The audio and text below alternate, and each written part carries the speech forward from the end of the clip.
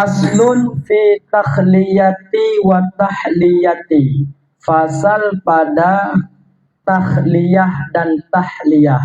Takhliyah itu maknanya mengosongkan hati daripada sifat-sifat yang tercela dan menghiaskan hati dengan sifat-sifat terpuji. Masih ingat ibu nafsu itu seperti apa umpamanya?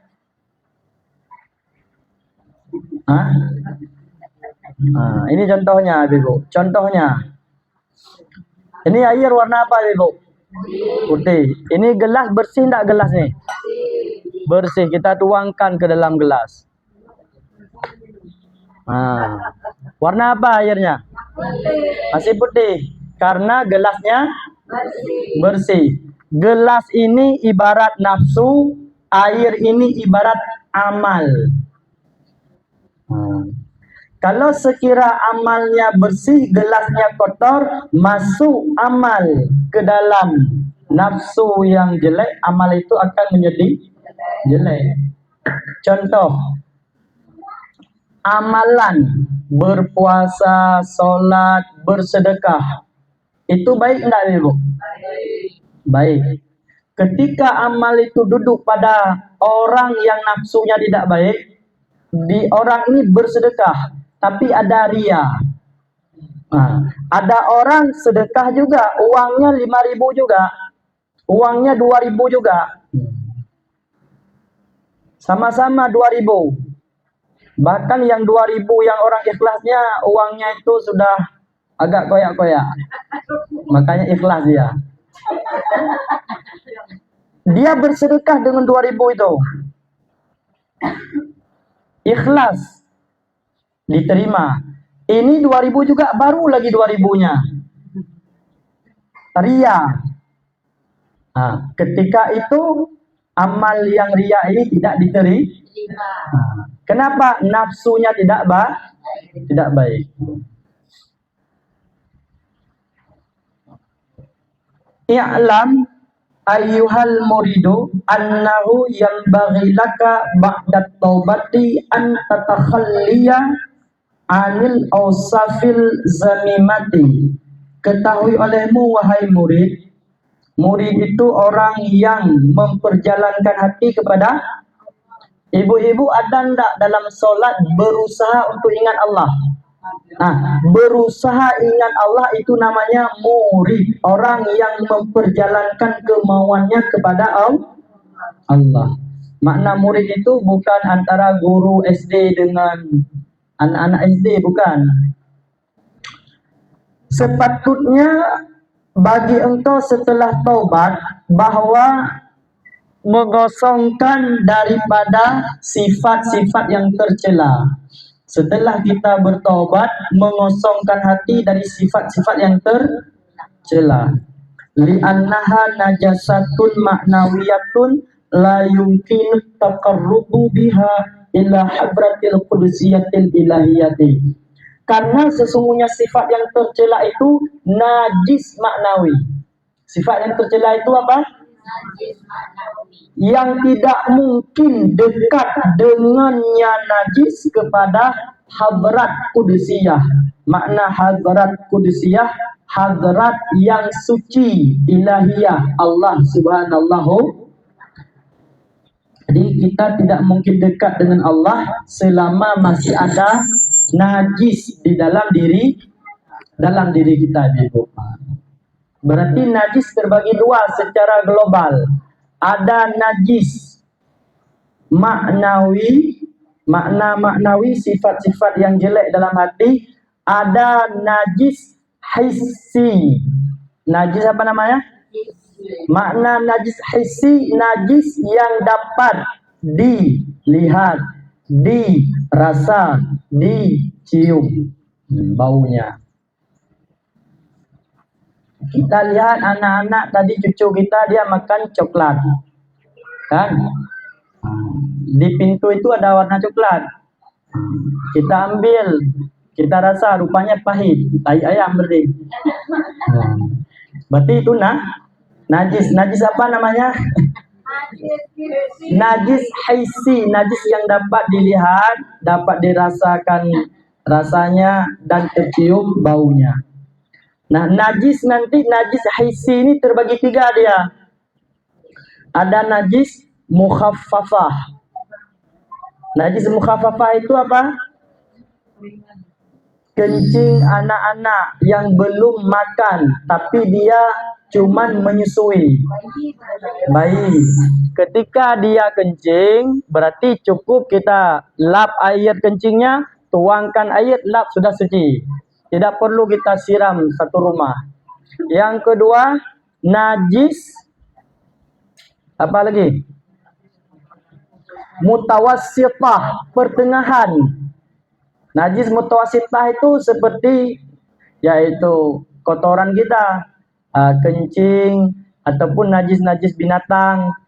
Yang ketiga, najis mughalladzah, anjing dan babi. Ketika anjing tergesek dengan kita, dia kering, kita kering, itu tidak masalah. Umpamanya kita suka kepada anjing, tangan kita kering, bulu anjing juga kering, kita usap dia, itu tidak bernajis. Tapi kalau salah satunya kering, salah satunya basah, itu baru bernajis. Itu hidup enggak? Enggak ya.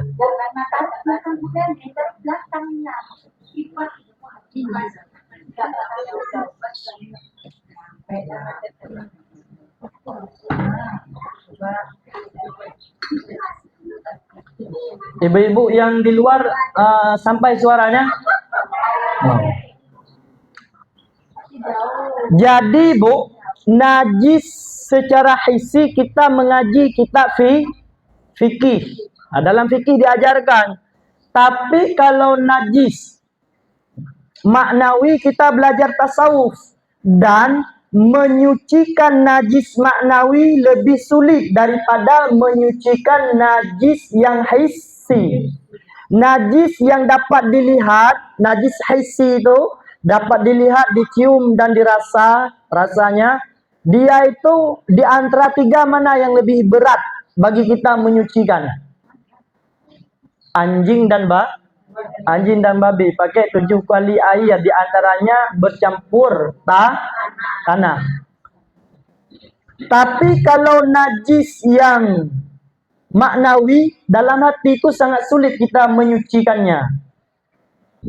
Sudah puluhan kita berzikir, puluhan tahun kita sudah berzikir, tapi masih mudah juga kita marah.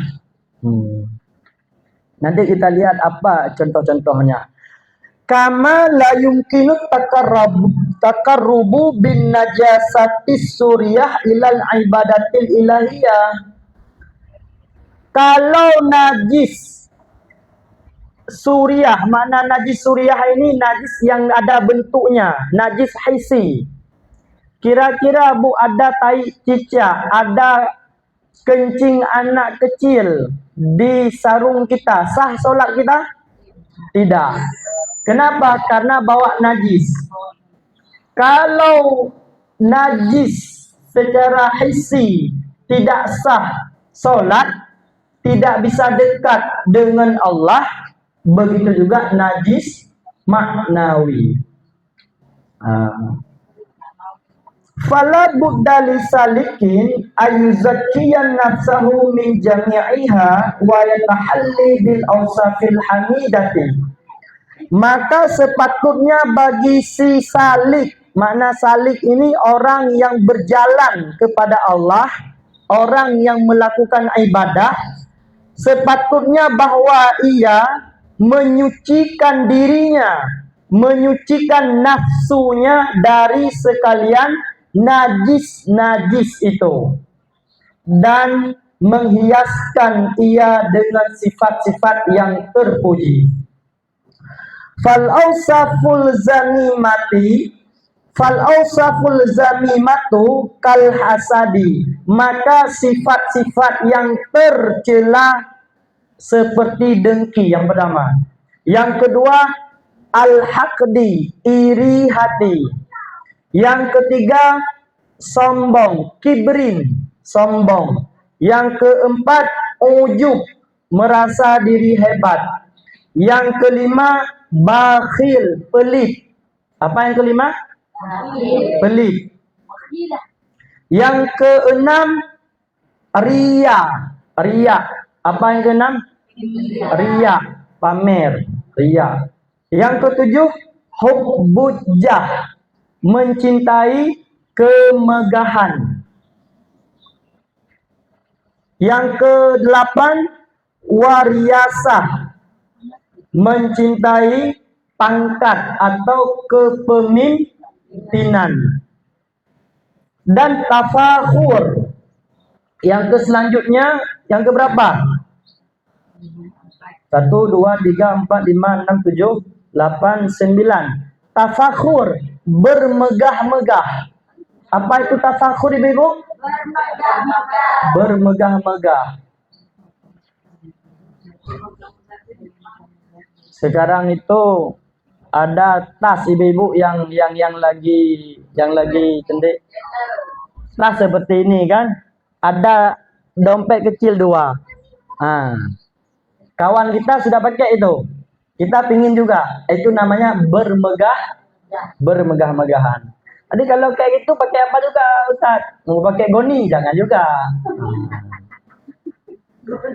Yang ke selanjutnya, ghadab, marah. Marah itu rupanya juga sifat yang tercela. Yang selanjutnya, ghibah. Ini yang sulit kita jauhi. Ghibah, membicarakan keburukan orang di belakang. Yang benar. Kalau yang tidak benar, dusta. Cuman ghibah ini bukan hanya pada diri orang, harta orang juga. Kenapa? Motor dia itu udah dari dulu tidak tukar-tukar. Kan bodoh orang kayak itu. Motor orang, apa urusannya dengan dia? Duit serupiah pun nggak diminta sama dia, tapi dia ya. Maka kita akan susah kalau pikiran kita, hati kita masuk ke dalam diri orang. Diri kita aja kita tidak mampu mengontrol, apalagi orang lain. Ini rumah orang juga bermasalah. Ada burung orang, kita membicarakan kejelekan burung orang, itu ghibah juga. Jadi ghibah itu bukan hanya pada diri orang, hartanya, itu juga tingkah lakunya, pakaiannya, itu termasuk semuanya itu ghibah. Yang benar kita omongin di belakang orang, yang benar memang jelek, itu ghibah. Kalau yang tidak benar, itu namanya dusta. Kemudian namimah, adu domba. Adu domba. Kenapa engkau enggak duduk lagi di rumah dia? Panas kupingku kalau duduk di depan rumah dia itu. Kenapa? Yang dia omongin itu engkau aja dia omongin. Nanti pindah di sini, duduk di sana. Aku lihat kemarin engkau duduk di rumah dia, kenapa lagi enggak jadi? Enggak mau lagi di rumah dia. Kenapa? Panas kupingku sebelah kanan. Waktu duduk di rumah dia sebelah kiri, datang ke dia sebelah kanan. Kenapa? Yang dia omongin itu engkau aja, suami engkau, anak engkau dia omongin itu. Kasihanlah aku sama engkau, makanya pindah lapak. Itu namimah. Namimah itu ibu-ibu istri Abu Lahab. Memang itu bukan istri Abu Lahab, tapi sifat namimah itu sifat istri Abu Lahab, membawa kayu bakar. Kemudian al-kizbu, dusta, walaupun pura-pura, dusta juga. Contoh,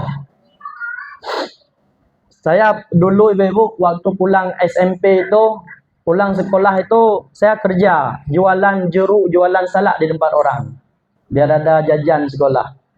Jadi toke saya ini, saya teringat waktu ngaji, waktu orang beli itu jeruk 1 kilo 10.000, orang minta 8.000. Bang, 8.000 boleh? Enggak boleh lah bu, modal aja 8.000, modal 5.000, modal aja 8.000. 9.000 jadilah. Itu berarti dusta. Dusta. Uang halal, caranya dusta, caranya dosa. Bu minta duit lu, alah, nggak ada duit. Duit ada, walaupun 5.000, duit juga dikatakan. Bilang aja, alah bu, 5 menit telat, 1 langkah terlambat.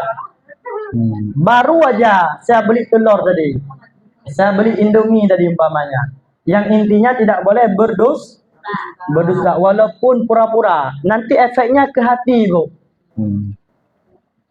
Yang ke selanjutnya, kasratul kalam, banyaknya kalam. Dah apa ini, ibu ini panas.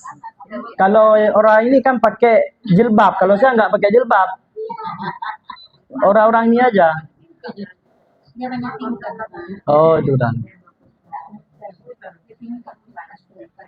Yang ke selanjutnya, yang terakhir apa? Banyak kalam, banyak bicara, bu. Apa urusan kita, bu? Di Jakarta, di sana menteri dengan sesama menteri, masalahnya apa dengan kita? Kan tidak ada. Jadi kita duduk di rumah dengan kawan, bilanglah si Pulan, si Pulin. Pembicaraan kita tidak memberi efek apapun kepada mereka, melainkan efek buruknya kepada amal dan hati kita. Itu akibat banyak berbicara. Maka kita harus banyak berpuasa, puasa mulut namanya. Puasa apa namanya? Biasa orang yang sedikit bicara itu hatinya semakin jernih, raut wajahnya itu semakin bercahaya. Jadi ada 12, 1, 2, 3, 4, 5, 6, 7, 8, 9, 10, 11, 12, 13, 14 sifat-sifat yang tercela. Ini nanti akan kita kaji satu persatu, ibu-ibu. Yang pertama adalah dengki. Apa yang pertama? Dengki. Apa itu dengki? Membenci nikmat Allah Ta'ala ke atas saudaranya, lalu cinta nikmat itu hilang. Itulah dengki.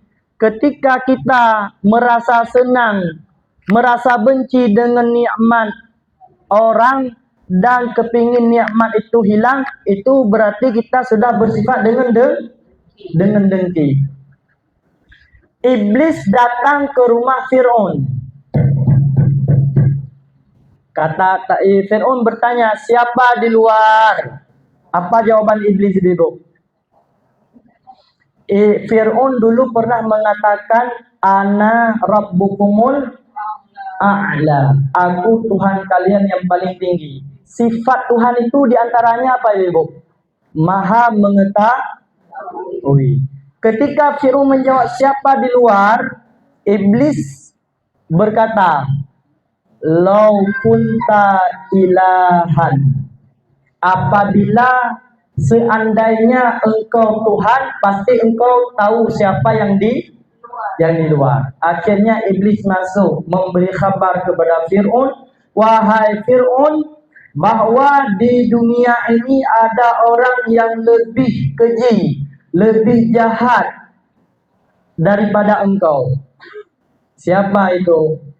Orang yang dengki. Berarti orang yang dengki lebih bahaya daripada Fir'aun. Nah, semoga kita bisa terlepas, ibu ya, daripada dengki. Wahwa min qabihil qisal. Lebih parahnya lagi, dengki itu daripada perkara yang paling keji.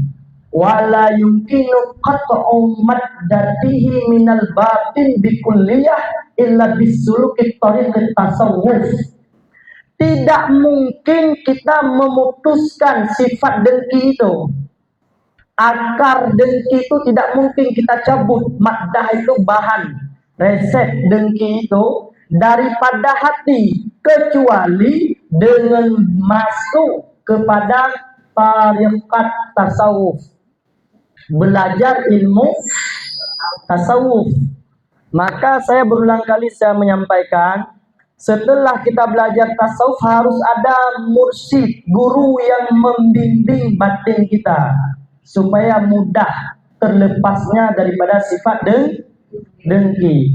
Sebagaimana Rasulullah mengatakan, hadis yang sering kita dengar, dengki itu al-hasadu ya'kulul hasanati kama ta'kulun narul hafaq.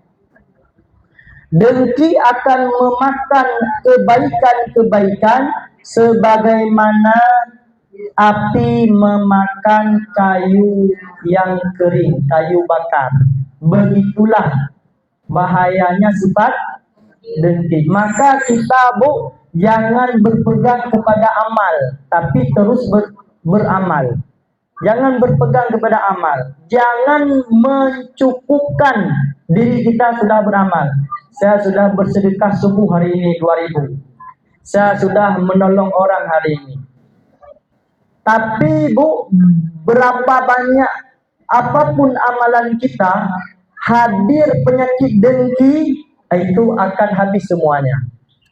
Maka jangan cukupkan dengan amalan.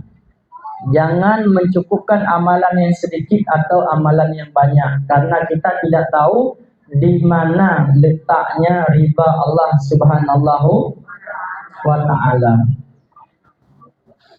Wa'lam annahu la syai'a minasyarri adharru minal hasadi. Ketahui olehmu bahwa sesungguhnya pekerjaan, tidak ada sesuatu apapun yang lebih buruk kemubaratannya daripada dengki. Tidak ada perkara yang lain lebih buruk kemubaratannya daripada sifat dengki. Li'annahu yuqi'ul hasib fi khamsi uqibatin qabla ayyasila ilal mahsud. Karena dengki itu akan jatuh orang yang dengki 5 siksaannya sebelum dia sampai kepada orang yang dia dengki. 5 siksaannya bagi orang yang dengki.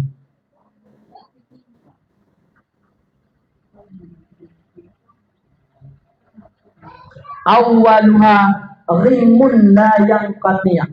Apa siksaan dari Allah yang pertama? Kesusahan yang tidak akan terputus, ataupun kesusahan yang berkepanjangan. Kira-kira orang dengki nyaman tak hidup? Tak apalagi yang dengki itu depan rumah kita. Mau-mau kita jual rumah itu, pindah rumah. Cukup bahaya orang dengki. Dia akan tidak nyaman hidup. Sebab dalam kitab dikatakan kesusahan yang berkepanjangan. Masalahnya yang paling menyakitkan lagi kita dengki dengan orang di depan rumah. Tiba-tiba datang kurir ataupun sales yang diketuknya rumah kita. Ada apa, Pak? Mau ngantar mobil. Namanya siapa? Mau ngantar mobil punya Pak Muhammad. Yang dengki Iskandar. Sebab nama saya Muhammad Iskandar. Saya buat contoh dengan nama saya.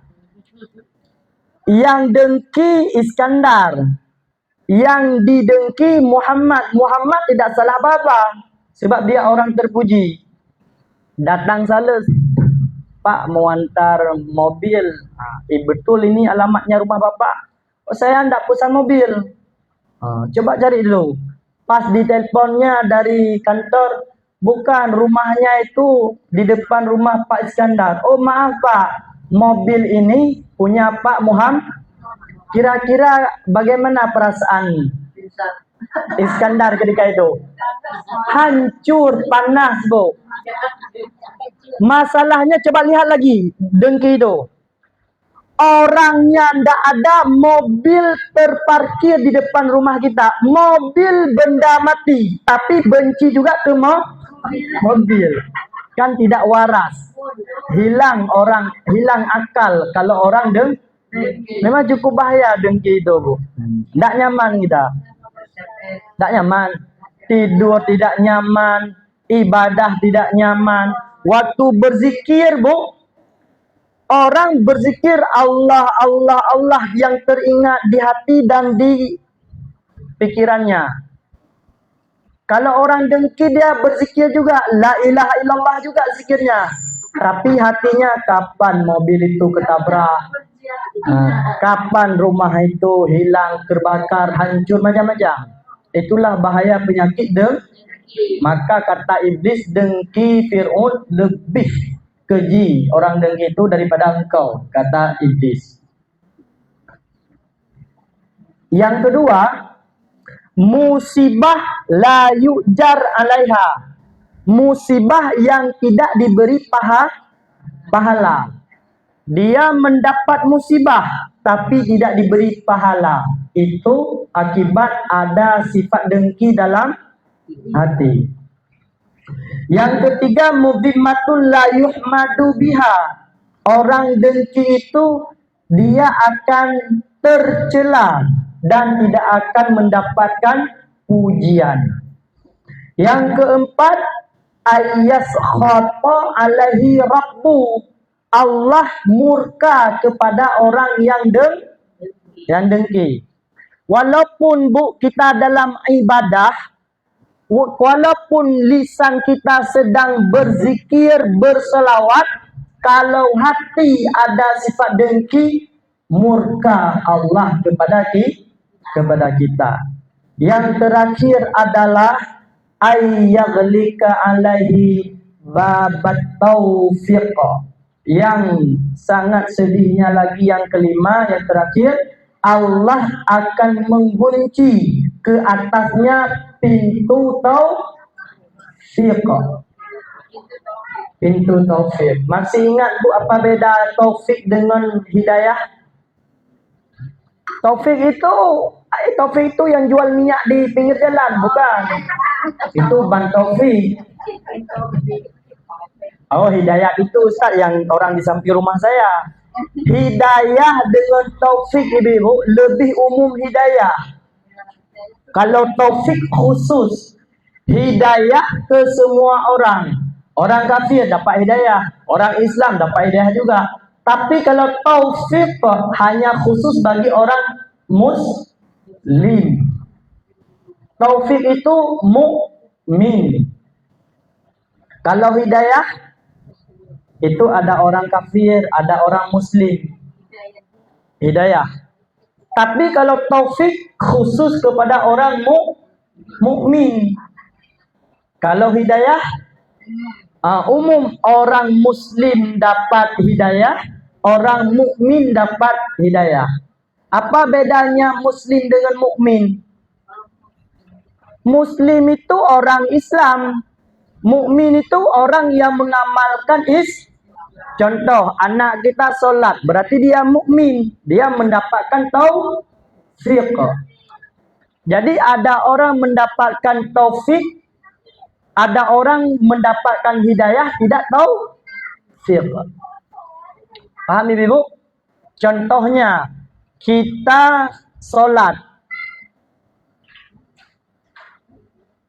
mendapatkan apa kita? Hidayah dan taufik. Ada orang Islam juga malas sholat, berarti dia mendapatkan apa? Hidayah, tidak taufik. Dalam sehari 5 waktu, kita sholat 5 waktu, mendapatkan taufik kita melaksanakan sholat. Ibu-ibu, waktu berwudu itu harus benar. Sebab saya waktu dalam perjalanan itu melihat ibu-ibu sering majelis taklim, tapi berwudu itu sampai sini aja dia, karena bajunya longgar. Bajunya arat, sempit. Sampai sini dia basuh. Boleh air sampai sini kita siram air, tapi kita gosok sampai sini. Enggak muat tangan, ini pun jari boleh. Sebab sudah beberapa orang saya lihat ibu-ibu, jadi dia basuh sampai sini saja. Sampai siku saja. Dia solat, tidak sah solatnya. Itu akibat tidak pandai dalam berwudu atau bersuci. Sering saya menyampaikan kepada ibu-ibu itu, tapi enggak didengar juga. Saya sudah bilang, kalau ibu-ibu pakai make up, hilang dulu catnya itu, cek semprot, cek kuas itu hilang dulu. Kan ibu-ibu pakainya dua-dua, ada cat semprot, ada cat kuas kan? Kan ada yang pakai semprot itu apa namanya itu? Spray muka biar tahan lama itunya. Kemudian ada pakai cat kan? Cat. Jadi harus dihilangkan dulu.